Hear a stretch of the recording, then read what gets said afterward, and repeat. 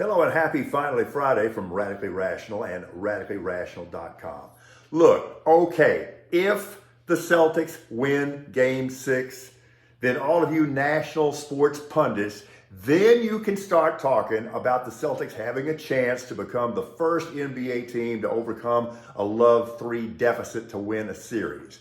But until then, put it back in your holster. There's a reason why it's never happened.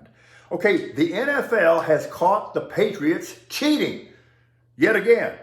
But this time, the league says the Pats owned their mistake in this is beautiful, quote, a noteworthy and commendable way.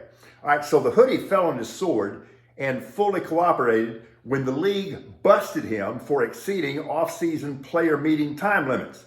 So Belichick is going to scratch a check for $50G, and the Pats are going to lose a couple of OTAs, no big deal there. But at least this time they fudged in a, quote, noteworthy and commendable manner.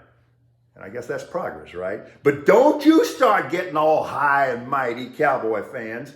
Your team is a habitual line stepper as well. Dallas has been caught using contact in non-contact OTAs for the past couple of years. So Mike McCarthy says this time he's going to be a good boy. And he better be, because if they get busted a third time, it's going to cost them a draft pick. Just shaking my head. Lions second-year wide receiver Jameson Williams is going to serve a 6-game suspension for violating the NFL's gambling policy. Williams now says that he didn't know that was frowned upon or considered a faux pas. He says he was unaware of the rule. That's what he said. Look, I like Jimmy G. I think Jimmy G has proved to be a good quarterback. I think to some degree he's underappreciated, but WTF, man. You had foot surgery back in March, and we're just now finding out about this, and you may not be ready for the start of training camp. The guy needs to find a way to stay on the field. All right, this is puzzling. I meant to talk about this last week, and something else came up. But Raiders wide receiver Davante Adams has enjoyed a really stellar reputation on and off the field during his time in the league, dating back to his days with the Packers.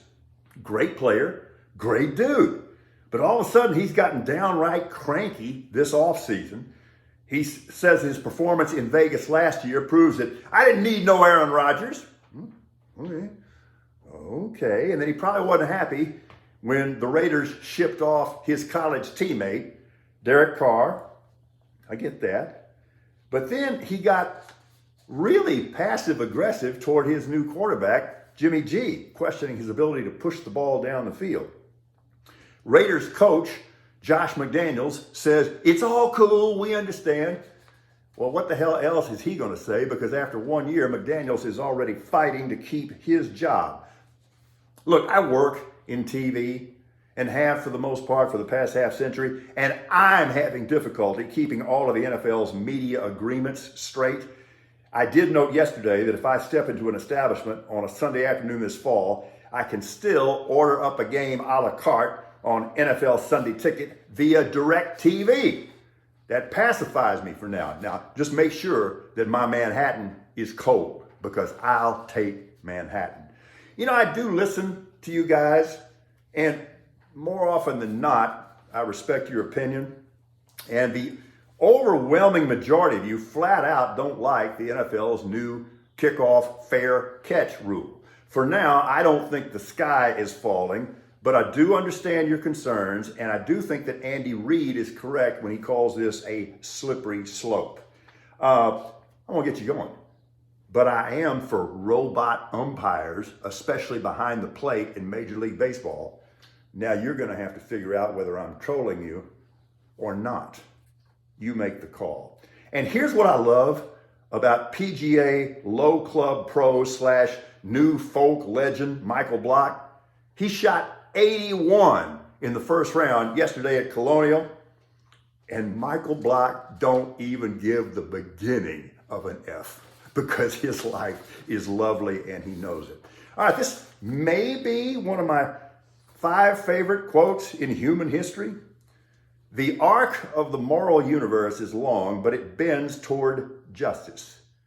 MLK Jr. Now, both clauses on either side of the comma are historically accurate because it has taken a long time and it's going to take much longer. But Thursday offered hope that the American bend has begun. Kenny Boy Paxton is going down. Not even Republicans can stand his stench anymore. The walls are closing in on Trump. He's going to be hearing from Jack Smith, my guess would be sometime next week. And at this point, it's not just that he stole the documents, it's that he failed to return them and head faked everybody and obfuscated when he was ordered to return them. And these were legal orders. That's a obstruction at the very least, isn't it? Yeah. And that pathetic little snivelly leader of the Oath Keepers is going on an 18-year federally funded sabbatical. That jackass is going to have to put his chips on a presidential pardon if Trump returns to the White House. Well, guess what, asshole? You're going to be disappointed there as well. So let me send you to the weekend with a little Aquarius, a little fifth dimension. Let the sun shine. Let the sun shine in. Have a great weekend. See you probably tomorrow. We're Radically Rational.